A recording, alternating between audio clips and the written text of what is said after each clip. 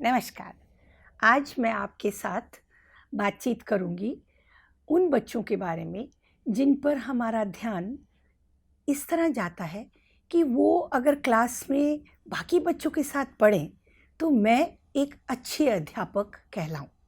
जी हाँ, मैं उन्हीं बच्चों की बात कर रही हूँ जो स्कूल में आते हैं लेकिन पढ़ने की रुचि नहीं रखते, या वो बच्चे जो स्कूल में ज्वाइन तो करे लेकिन पता ही नहीं चला कब स्कूल से निकल गए।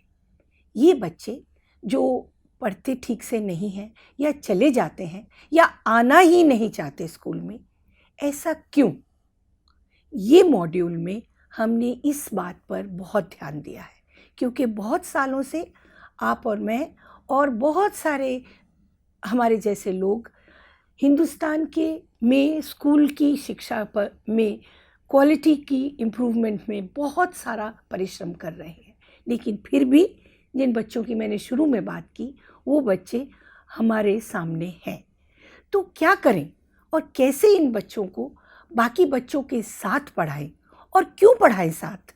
ये जो सवाल हैं ये मॉड्यूल 1 में आप अगर इन ध्यान से मॉड्यूल 1 की ऑनलाइन निष्ठा मॉड्यूल में इसको पढ़ेंगे ध्यान से, तो आपको ये जो बहुत गंभीर प्रश्न मैंने आपके सामने रखे इनका उत्तर आपको मिलेगा।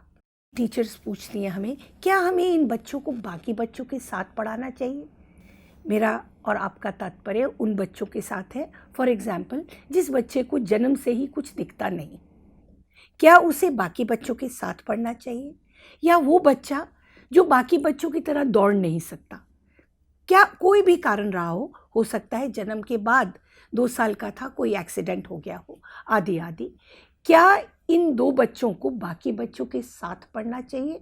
क्या इनको जो इनके लिए स्पेशल स्कूल्स हैं उनमें जाकर अपने जैसे बच्चों के साथ मिलकर पढ़ना चाहिए? ये एक प्रश्न बहुत टीचर्स पूछती हैं। वे कहती हैं कि हमें ट्रेनिंग तो नहीं मिली एक दृष्टिहीन बच्चे को पढ़ाने के लिए, एक दिव्यांगजन को पढ़ाने के लिए, तो आप क्यों कहते हैं कि इन बच्चों को बाकी बच्चों के साथ एक ही क्लास में जोड़ के पढ़ाया जाए? पहले तो इसी सवाल का उत्तर हम ढूंढते हैं और ये आपको इस मॉड्यूल में मिलेगा। थोड़ा सा इस वीडियो क्लिपिंग में मैं आपको इसका इशारा करती हूँ, क्या उत्तर है इसका। थोड़ी वक्त के लिए सोचिए, एक दृष्टिहीन बच्चा ये दिव्यांगजन स्कूल में आया, अपने ही जैसे बच्चों के साथ पढ़ा, बहुत अच्छे से इसने हर चीज़ समझी, ब्रेल लिपि जानी और अपने स्कूल में वाइट केन के साथ चलना सीखा, आदि आदि आदि सब जो भी उसको सिखाया गया उसने सीखा। जब उसकी 12वीं ख़त्म हो गई क्लास, तो जब वो स्कूल से निकला, घर आया, तो उसने देखा कि बाकी बच्चे तो उसको जानते ही नहीं हैं।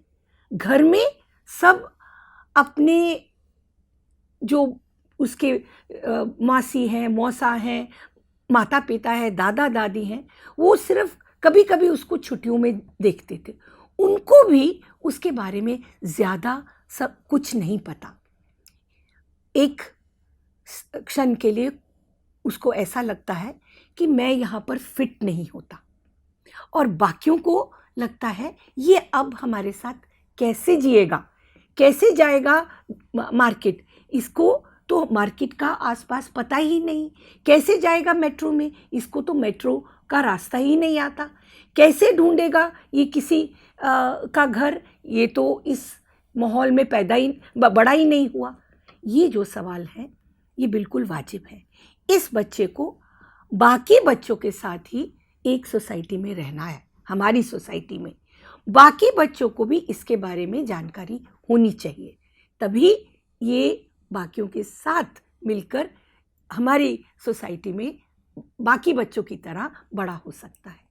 यही जो अभी मैंने तर्क रखा, बहुत संक्षेप में यही तर्क है क्यों हमें इन बच्चों को एक साथ पढ़ाने की ज़रूरत है। ऐसे ही तर्क इस मॉड्यूल में बहुत और आपको दिए जाते हैं, जिससे आप ये समझेंगे कि क्यों हमें सब बच्चों को एक क्लास में पढ़ाना चाहिए।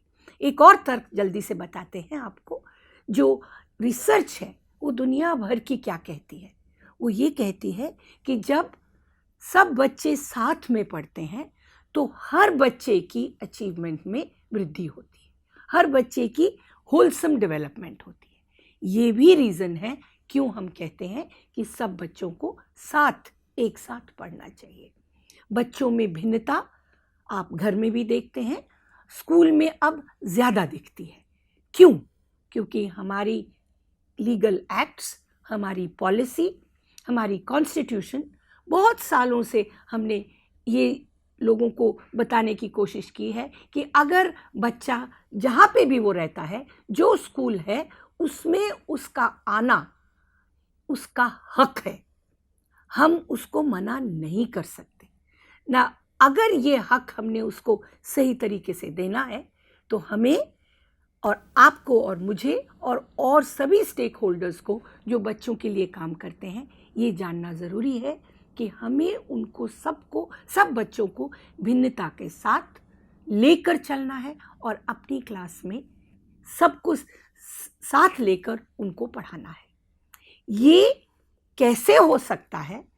ये पॉसिबल है भी, और ये नेशनल और इंटरनेशनल मैंडेट भी है हमारा, जैसे मैंने अभी कहा।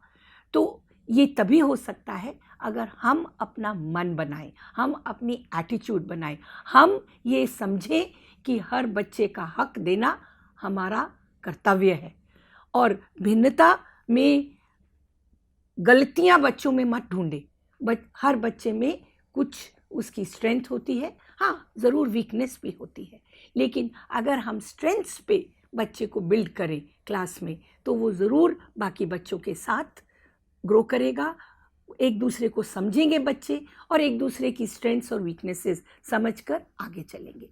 एनसीईआरटी ने बहुत परिश्रम किया है और बहुत कुछ हमने टीचर्स के लिए, पेरेंट्स के लिए, बच्चों के लिए बनाया है विधियाँ और सामग्री, जिससे कि आप पढ़कर कैसे इसको किया जाए बहुत ध्यान से समझ सकते हैं। ये इस मॉड्यूल में हमने उसकी रेफरेंसेस दिए हैं और ये टिप्स आपको इस मॉड्यूल में बहुत सिंपल वे में हमने रखे हैं। जैसे कि हमने कहा है कि universal design for learning, NCERT ने पायोनियरिंग काम किया है पिछले कुछ सालों में कि हर बच्चे को हम उसका हक अगर देना है हमें, तो हमें यूनिवर्सल डिज़ाइन फॉर लर्निंग के प्रिंसिपल्स को फॉलो करना है। ज़रूरी नहीं है कि हर बच्चा अपने सवाल का जवाब लिख कर ही दे। ये भी हो सकता है कि बच्चे को वर्बल अपना रिस्पॉन्स दे सके। अगर मैं बोल रही हूँ तो कोई बच्चा जो नहीं बोल सकता वो साइन लैंग्वेज में भी अपना जवाब दे सकता है, और अगर कोई बच्चा देख नहीं सकता तो वो ब्रेल लिपि में भी अपना जवाब लिख के दे सकता है। ये दोनों बच्चे जिनकी मैंने अभी बात की, ये बाकी बच्चों के साथ उत्तर दें, उनको हम फीडबैक दें और इस तरह पढ़ाई कराएं कि किसी बच्चे को भी ऐसा ना लगे कि मेरी में हीन भावना है, मेरे में ये अक्षमता है। हर बच्चे की क्षमता, प्यार और एक सही भाव से पढ़ाने लिखने की विधि को अगर हम अडॉप्ट करेंगे तो ये पॉसिबल है। लगता है बहुत बड़ा काम, लेकिन जब हम इसमें जुट जाते हैं तो ये हर स्टेप पे जब हमें पॉजिटिव रीइंफोर्समेंट मिलती है तो बहुत आनंद आता है, बहुत सेटिस्फैक्शन मिलती है। यही हमारा एनसीईआरटी में गोल है कि आप हमसे जो भी आपको प्रश्न है, जो भी आपके डाउट्स हैं, वो आप हमारे पास भेजें और हम मिलकर उसका उत्तर ढूंढें। ये एक कार्य है जो न्यू एजुकेशन पॉलिसी जो एनपीई है उसका भी मेन गोल है। तो चलते हैं, मिलकर इस गोल को अचीव करते हैं और सब बच्चों की शिक्षा रेगुलर क्लासरूम्स में प्रमोट करने के लिए अपने पूरे जोश से जुटते हैं। इस जोश में हम आपके साथ हैं और हम आपको बहुत प्रोत्साहित करेंगे। और आप जब आपको लगे कि आप अकेले हैं तो याद रखिए, इतना बड़ा ऑर्गेनाइजेशन आपके साथ है और टीचर्स भी आपके साथ हैं, बच्चों के माता पिता आपके साथ हैं, आपकी प्रिंसिपल आपके साथ है। आप कभी भी अकेले नहीं हैं। याद रखिए, सबसे ज़्यादा बच्चे और बाकी बच्चे भी आपके साथ हैं, यानी कि आपकी पूरी क्लास आपके साथ है। जब हम बच्चों को प्यार देते हैं तो बहुत ज़्यादा प्यार वापस मिलता है, ये आप एज ए टीचर जानते हैं। तो इंक्लूसिव एजुकेशन को प्रमोट करने के लिए जुट जाइए और ये ही एक बेसिक प्रोसेस ऑफ एजुकेशन है जिससे सब बच्चों की को क्वालिटी एजुकेशन देने में हम कामयाब होंगे। I wish you good luck and look forward कि आप अपने प्रश्न हमें भेजेंगे और अपने डाउट्स जो आते हैं उनको रेज़ करेंगे, उन पर खुद रिफ्लेक्ट करेंगे और आंसर्स हम मिलजुल कर ढूंढेंगे। धन्यवाद। नमस्कार।